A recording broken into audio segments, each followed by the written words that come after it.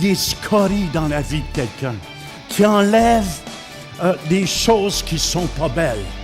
Les choses qui sont pas belles dans votre vie, la repentance, c'est la seule chose qui va enlever cela.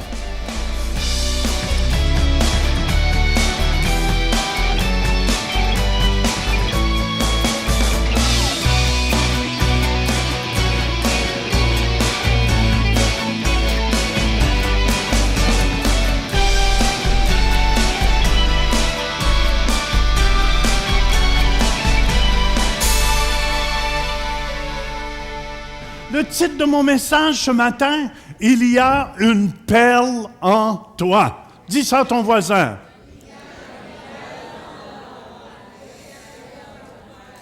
Et dis à ton voisin, s'il vous plaît, ne dors pas durant le message.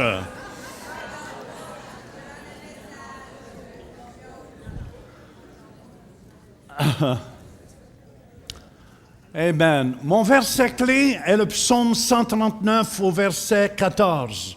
« Je te loue de ce que je suis une créature si merveilleuse.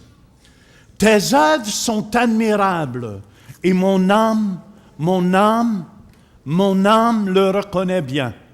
Et Seigneur mon Dieu, je viens devant toi ce matin parce que tu es Dieu, tu es tout-puissant, tu es vivant ici au milieu de nous. Fais ce que tu veux, Seigneur. Que personne ne sorte d'ici ce matin sans avoir été touché par toi. Je lis toute puissance de l'ennemi et j'amène toute pensée captive en Jésus-Christ. Et tout le monde dit Amen. Écoutez bien. Une perle, je dois corriger un peu mon tir. Je pense que je n'ai pas donné une bonne définition d'une perle la semaine passée. Je pense que j'ai dit une perle, la rentre, puis elle se fait frotter. Mais elle ne se fait pas frotter vraiment. Amen, c'est un grain de sable. Une perle, c'est un petit grain de sable qui s'introduit dans une huître. Il provoque une irritation telle que celle-ci cherche aussitôt à se débarrasser de ce corps étranger. Ne pouvant pas y parvenir, elle l'enveloppe de nacre. C'est ainsi que se forme une perle. Amen. Et moi, je crois, si vous êtes ici ce matin, Dieu vous amène dans l'Église de Jésus-Christ. Amen. Puis, il met son Saint-Esprit ici. Hallelujah. Afin de vous former, afin de vous guérir, afin de vous transformer. C'est pour ça que la Bible nous dit, écoutez bien, Psaume 92 au verset 14 et 15, ça nous dit, « Planté dans la maison de l'Éternel, il prospère dans les parvis de notre Dieu.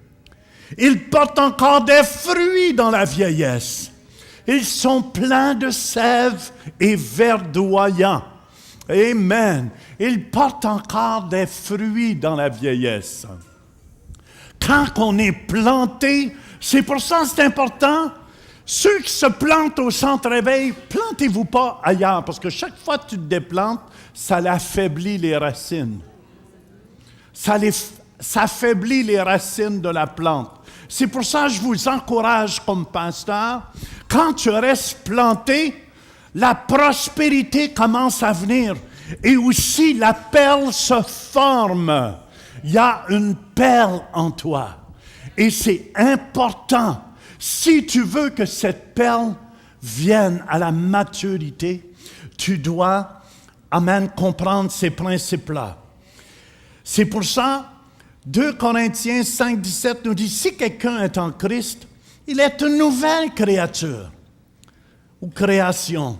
Les choses anciennes sont passées. Voici, toutes choses sont devenues nouvelles. Toute la façon de voir, la façon de comprendre, c'est tout nouveau. C'est pour ça, la semaine passée, ceux qui étaient ici, avez-vous vu notre sketch qu'on a fait? Amen. La critique, c'est la nourriture du diable. Et on luttait contre l'esprit de rébellion dans le monde francophone. Amen, amen. Puis ici, surtout dans la région de Gatineau, Ottawa et Québec. Et je crois dans le monde francophone, il y a un esprit de rébellion qui ne veut pas que l'ordre de Dieu se forme. Et c'est important, frères et sœurs. La semaine passée, je vous ai enseigné là-dessus. Amen, amen. Et je vous encourage, écoutez bien, je vous encourage à vous laisser former.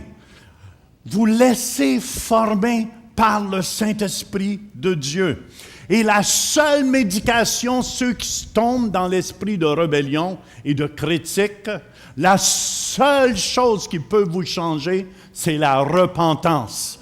C'est le seul médicament qu'il y a pour arrêter la critique, c'est la repentance. Ça veut dire tu te repens. Il y en a des gens, aussitôt qu'une critique à quelque part, c'est quoi ça? C'est quoi ça? Et on a vu la semaine passée que chaque fois que tu tombes dans la critique, tu nourris l'esprit de rébellion au-dessus. Et c'est pour ça qu'il y a tellement peu de guérison et tellement peu de miracles dans beaucoup d'églises. Tout le monde me suit? Je peux-tu avoir un amen? C'est pour ça, la seule chose qui peut aider quelqu'un qui est tombé là-dedans, puis il y en a, ils ont été là-dedans toute leur vie. Ils ont été là-dedans toute leur vie. C'est pour ça que Dieu nous dit. Amen. La repentance est la seule chose qui enlève les scories dans la vie de quelqu'un, qui enlève les choses qui ne sont pas belles.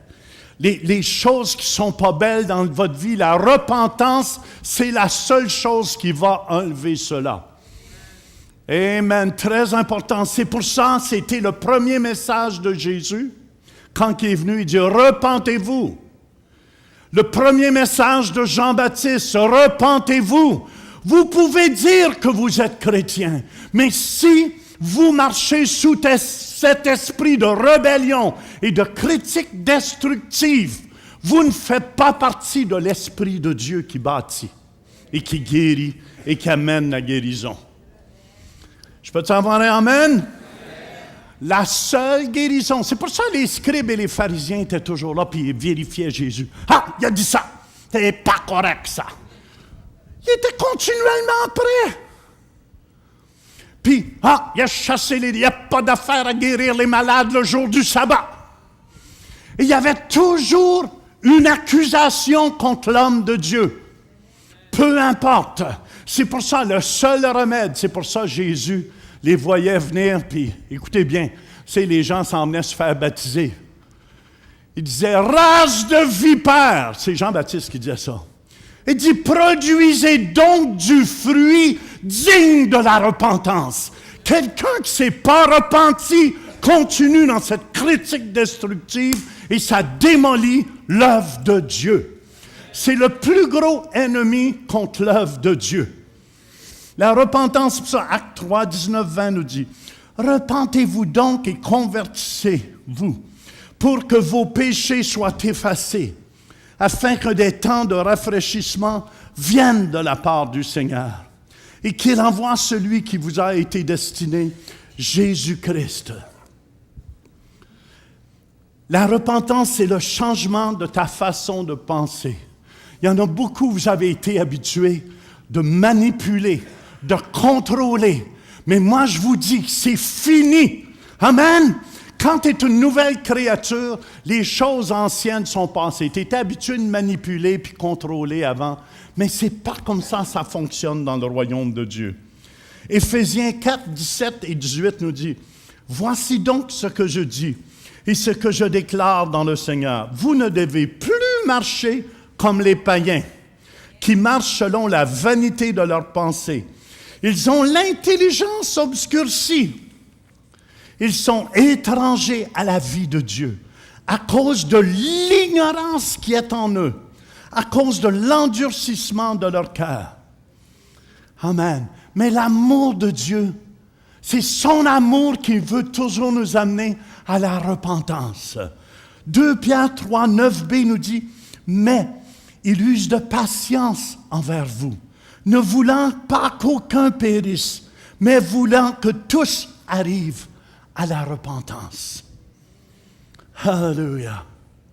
voulant que tous arrivent à la repentance. La repentance, c'est Dieu qui vous change votre façon de penser, même face à vous. Amen. Alléluia. Dieu, il y a un but pour vous. Vous savez, quand Dieu vous a créé, Dieu avait un but.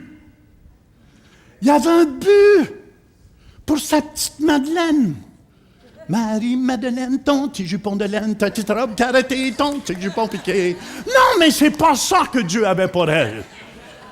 Mais Dieu avait un plan pour Madeleine qui est parfait, qui vient d'en haut. Écoutez bien, le but de Dieu, Genèse 1, 28, quand il vous a créé, écoutez bien, c'est ça que je veux travailler comme pasteur. Puis toute l'équipe pastorale, on travaille pour faire sortir de vous. Il y a une perle en vous. Il y a une perle. Mais s'il y a de la rébellion, cette perle ne sortira jamais. Parce que la rébellion vient du diable. Est-ce que vous me suivez? Vous devez marcher sous l'Esprit de Dieu pour avoir, amen, l'Esprit de Dieu. C'est pour ça, dans Genèse 1, 28, Dieu nous dit, Dieu les bénit et Dieu leur dit, soyez féconds, multipliez, remplissez la terre, assujettissez-la et dominez-la, et dominez sur les poissons de la mer, sur les oiseaux du ciel et sur tout animal qui se meut sur la terre. Et le mot « soyez féconds », écoutez, c'est le but de Dieu. Portez du fruit. Est-ce que vous portez du fruit ou vous êtes rendus comme les scribes et les pharisiens, vous êtes assis là, « Oui, moi je ne ferai pas ça comme ça. » Est-ce qu'il y a des scribes et des pharisiens ici? Écoute, Paul, c'en était un, Saul. Saul tuait les chrétiens. Saul de Tarse tuait les chrétiens. Est-ce que vous êtes un Saul de Tarse? Écoutez bien, je crois qu'en une critique destructive, vous détruisez l'œuvre de Dieu. Vous détruisez l'œuvre de Dieu et ce que Dieu veut faire. On n'a jamais vu tant de miracles à notre Église, tant de guérisons. Puis on sait que le diable n'est pas content. Fait que s'il peut choisir quelques instruments au milieu de nous pour commencer la critique. Je sais ici qu'il n'y en a pas au centre-éveil. Écoutez bien. Porter du fruit. C'est le désir de mon cœur.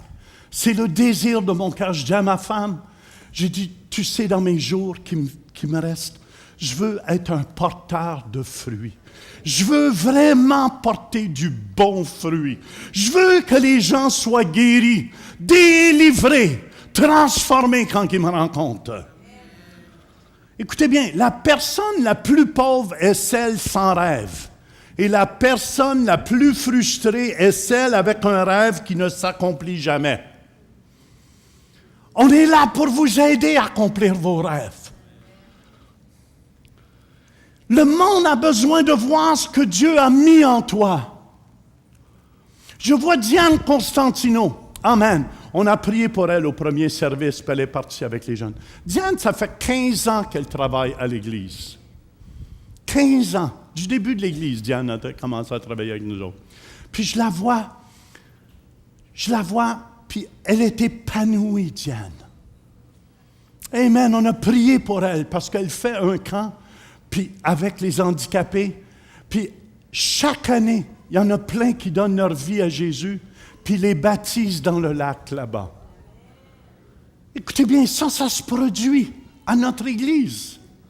Ça, c'est des gens qui ont décidé, moi, je ne tombe pas dans la gang qui critique, mais moi, je vais être un instrument de Dieu ou que Dieu va m'utiliser pour amener la guérison aux nations. La langue du sage apporte la guérison. OK, écoutez bien. Le monde a besoin de voir ce que Dieu a mis en toi. Jean 15, 8 nous dit, « Si vous portez beaucoup de fruits, c'est ainsi que mon Père sera glorifié et que vous serez mes disciples. » Écoutez bien ce que je dis ici. Henry Ford a dit, mon meilleur ami est celui qui fait sortir le meilleur de moi. Alléluia! Mon meilleur ami. Puis écoutez-moi bien, savez-vous qui est votre meilleur ami, ceux qui ont accepté Jésus? C'est le Saint-Esprit de Dieu. Amen. C'est le Dieu, le Saint-Esprit. La Bible nous enseigne, Jean 14, 26, « Mais le Consolateur, l'Esprit Saint que le Père enverra en mon nom, vous enseignera toutes choses et vous rappellera tout ce que je vous ai dit. » Vous savez que le Saint-Esprit, pour moi, il est comme un entraîneur. Il nous entraîne dans les choses de Dieu. Mais écoutez bien, Dieu, le Saint-Esprit, pour que l'Église fonctionne, c'est important d'avoir confiance dans votre leader. Vous devez avoir confiance, vous confiez en Dieu, mais 2 Chroniques 20, 20 nous dit, « Confiez-vous en l'Éternel, votre Dieu, vous serez affermis. Confiez-vous en ses prophètes et vous réussirez. » Celui qui parle au nom de Dieu. Puis écoutez bien, de la façon que l'Église fonctionne, on est un organisme vivant. C'est Jésus, on est le corps de Christ ici. Ceux qui ont donné leur vie à Jésus. Amen, amen, amen. C'est pour ça, tout ce qui n'est pas de Dieu en vous doit décoller. Doit décoller. Si vous faites partie du corps de Christ. Amen. C'est pour ça, remarquez bien dernièrement, vous allez voir, les gens dans l'Église vont être obligés de changer. La scorie ou ce qui n'est pas de Dieu dans les vies va monter à la surface. Endurez-les pas. Endurez-les pas. Que ce soit votre mauvais caractère, il faut que ça soit brisé. Amen. Oups, j'ai juste 3 amen ici. C'est important. C'est important. Vous savez, on était à Québec mercredi soir. Puis on a eu un bon temps ensemble. On a eu un bon temps, mais je dois admettre, il y a eu de la critique aussi qui est rentrée à Québec, comme ça a rentré à Ottawa. Puis, écoutez bien, pour que la perle sorte dans le cœur des gens, il faut enlever toute forme de scorie, toute forme de débris dans la vie des gens, afin que le Saint-Esprit puisse rentrer. S'il y a du débris dans votre vie, ça l'empêche l'Esprit de Dieu de passer. Je peux avoir un amen? C'est pour ça, Éphésiens 2, 20 nous dit, « Vous avez été édifiés sur le fondement des apôtres et des prophètes, Jésus-Christ lui-même étant la pierre angulaire. » Vous savez, à Québec, on a eu un bon temps, mais il faut enlever la scorie puis le débris dans la vie des gens. Puis écoutez bien, l'Esprit de Dieu veut enlever le débris de vos vies afin que sa vie vienne en vous. Dieu veut vous utiliser. Dieu veut vous utiliser, chacun de vous. Qui veut être utilisé de Dieu ici? Amen. Mais il doit enlever le débris de vos vies. Il doit enlever le débris de vos vies. Et je remercie Seigneur pour Pasteur Charlie Sweet, qui est notre prophète ici à l'Église. Peut-être vous ne le réalisez pas. Il nous a téléphoné à Québec quand on était en réunion mercredi soir. Puis je vous dis, quel homme de Dieu! Quel homme de qualité! Quel homme qui a été brisé par Dieu! Amen.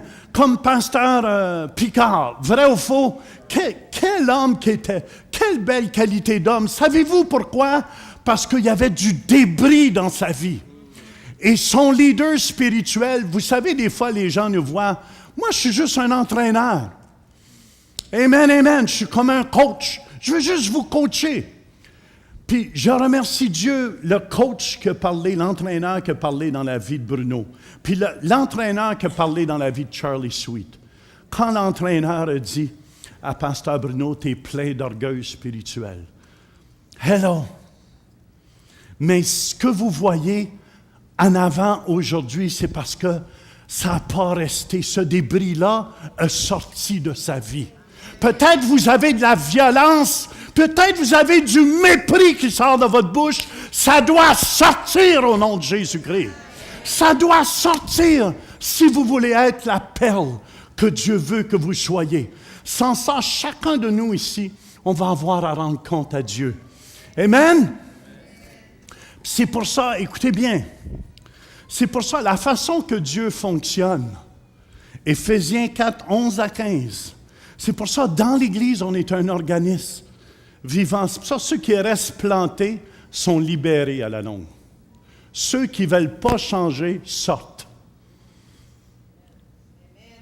Hello, ceux qui ne veulent pas changer vont sortir. Je le répète encore. L'injuste ne reste pas dans l'assemblée des justes. Ce qui est injuste dans la vie des gens, c'est soit qu'ils se repentent ou soit qu'ils disent « OK, je suis prêt à changer ».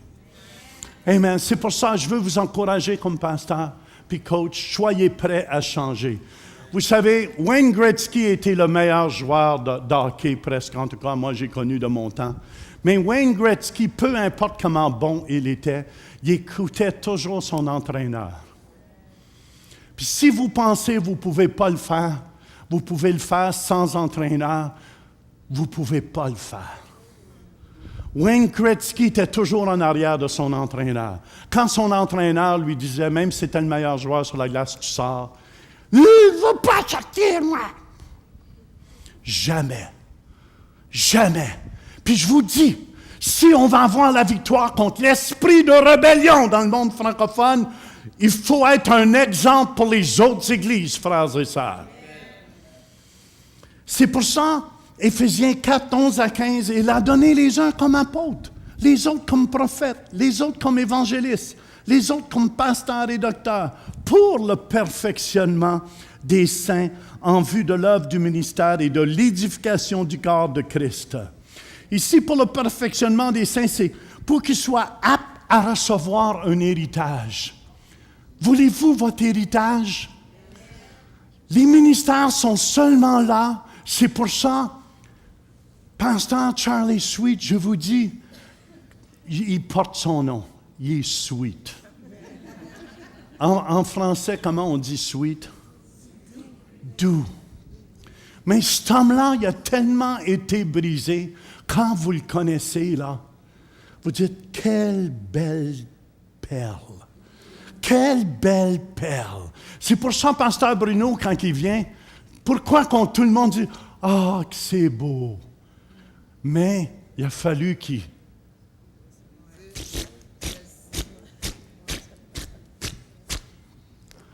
Si je suis ce que je suis, croyez-le, j'ai mangé la claque aussi. Diane a dit Amen, elle le sait.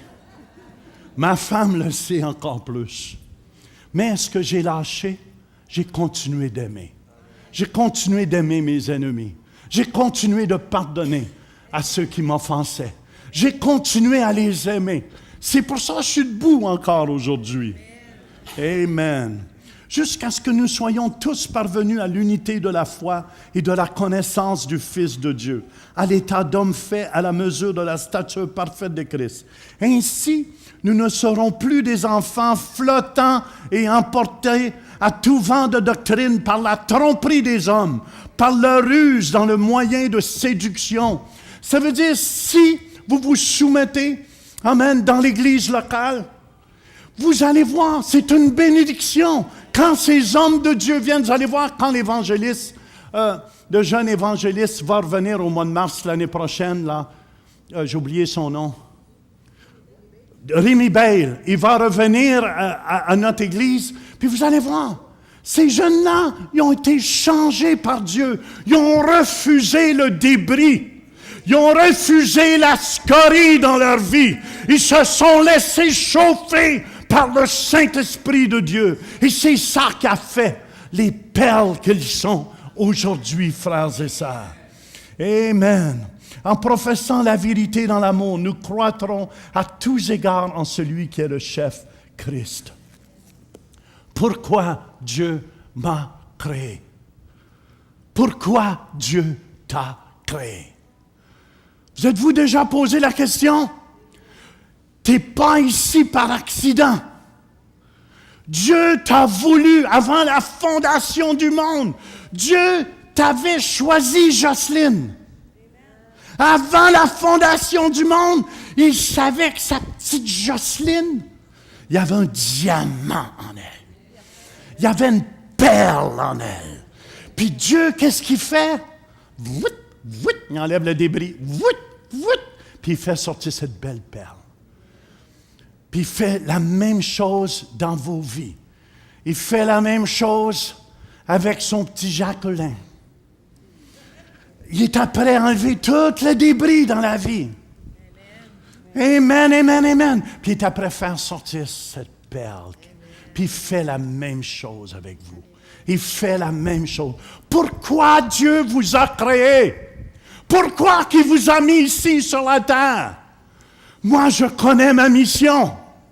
Je connais ma mission. Je disais à ma femme, 37, 38 ans passés, Dieu m'a parlé clairement que j'irais partout dans le monde entier. Enseigner, exhorter et reprendre. Puis il m'avait dit, ne laisse personne d'entre eux te mépriser. Est-ce que j'ai été méprisé? Oui. Est-ce qu'on m'a abandonné? Oui. Mais j'ai une bonne nouvelle, Dieu ne m'a jamais abandonné. Dieu ne vous a pas abandonné non plus. C'est pour ça, vous savez, même Paul, Saul de Tarse, qui persécutait l'Église avant, Dieu l'avait choisi. Dieu vous a choisi pour quelque chose. Dieu vous a choisi pour quelque chose. Prenez au sérieux. C'est pour ça qu'il y a des gens qui ont de la misère à prendre au sérieux le Seigneur. Ça, ils ont de la misère même, ils ont de la misère à arriver en temps, ils lisent.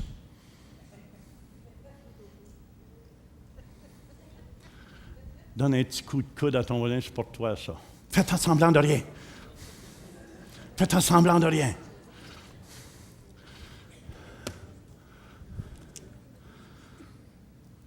C'est pour ça, Galates 1, 15 et 16. Pourquoi Dieu m'a créé? Mais lorsqu'il a plu à celui qui m'avait mis à part, dès le sein de ma mère, et qui m'a appelé par sa grâce, de révéler en moi son Fils, afin que j'annonce parmi les païens, aussitôt je ne consultai ni la chair ni le sang. 1 Corinthiens 12, 11b, de même, personne ne connaît les choses de Dieu, si ce n'est l'Esprit de Dieu. C'est pour ça l'Esprit est ici, dans cette place. Et dernièrement, je suis honnête avec vous, je ne dis pas ça pour... Mais je sens les anges. Visitez le site web centrereveil.com pour participer à nos services en direct. Pour un don mensuel de 20 $ ou plus, devenez partenaire de l'émission Réveil et recevez le DVD du mois. Vous pouvez faire vos dons en ligne avec Visa et Mastercard ou un chèque par la poste. Et nous apprécions votre soutien. Amen, amen, amen. J'écoute ce que le ciel a à dire. Et je ne ferai pas partie de l'armée des destructeurs. Amen, amen. Je vais faire partie de l'armée des constructeurs. La langue du sage apporte la guérison.